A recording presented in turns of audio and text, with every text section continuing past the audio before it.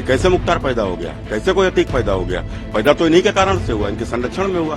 तो कुल मिलाकर देखो, ये उत्तर प्रदेश नहीं, ये देश का सबसे बड़ा सांप्रदायिक चेहरा अखिलेश यादव है, जिन्होंने सरकार बनते ही आतंकवादियों को छोड़ देने का इन्होंने सिफारिश किया था। तुमको जनता ने इसलिए नहीं जितवाया था तुम दंगे कराओगे, जनता ने तुम्हें इसलिए कन्नौज की नहीं जितवाया था तुम मंदिरों से लाउड स्पीकर उतरवाओगे। नहीं, उनकी विचारधारा पाकिस्तानी है। पाकिस्तान का मतलब मैं किसी देश से बात नहीं करता। पाकिस्तान माने आतंकवादी, पाकिस्तान माने भ्रष्टाचारी, पाकिस्तान माने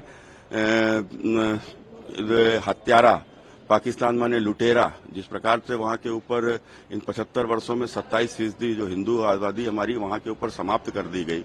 14-14, 15-15 साल की बच्चियों को उठाकर जबरदस्ती 70-70 साल के लोगों से निकाह करा के किस प्रकार के उनको एक अत्याचार उनको दिए गए।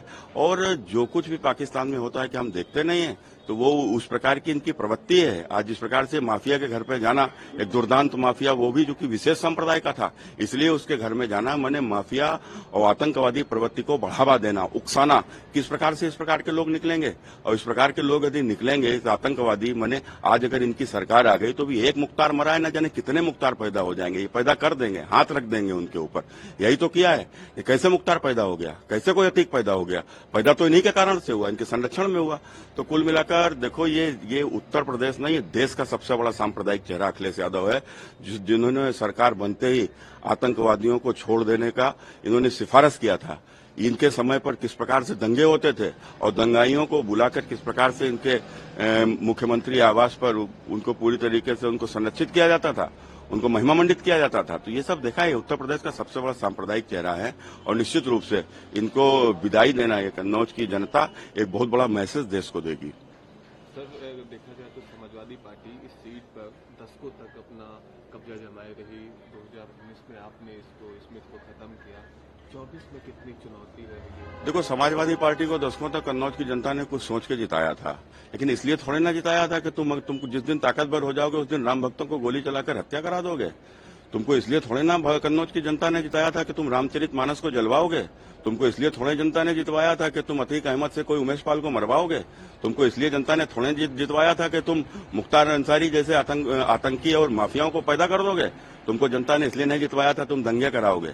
जनता ने तुम्हें इसलिए कन्नौज की नहीं जितवाया था तुम मंदिरों से लाउड स्पीकर उतरवाओगे। कन्नौज की जनता ने तुमको इसलिए नहीं जितवाया था कि तुम इस प्रकार का तुम्हारा सांप्रदायिक चेहरा सबको नजर में आएगा और तुम सबके अधिकारों को लूट खाओगे यदि सरकार में आओगे। तो ये तुम्हारा चेहरा कन्नौज की जनता ने देखा है और उसका आप देखना कि जब जवाब देगी तो इनकी सब बुद्धि ठीक हो जाएगी। सर, बीते दिन विपक्ष की तरफ से एक संयुक्त प्रेस वार्ता की गई थी जिसमें कहा गया था कि बीजेपी यानी कि एनडीए अलायंस 150 तक सीमित रहेगी।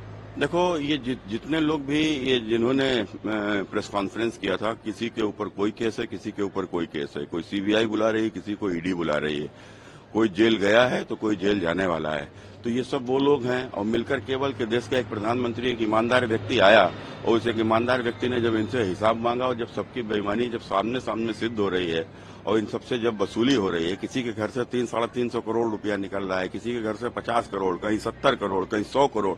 तो इस प्रकार से जो लूट हुई है, आज लूट उजागर हो रही है। तो आज स्वाभाविक है ये सब बेईमान इकट्ठे होकर मोदी को हटाने के लिए कोई प्रेस कर रहे हैं, कोई कह रहा 150 आ रहे, कोई कह रहा 100 आ रहे। भैया, तुम सपने में देखते रहो, तुम्हें अच्छा लगे, तुम जो कहो वही माने लेते हैं। लेकिन देश की जनता तय कर चुकी है कि मोदी को 400 पार देना है, आपकी 400 देना है, बहुत बड़े बड़े फैसले लेना है, 400 देना है, आपकी पीओके भी लेना है।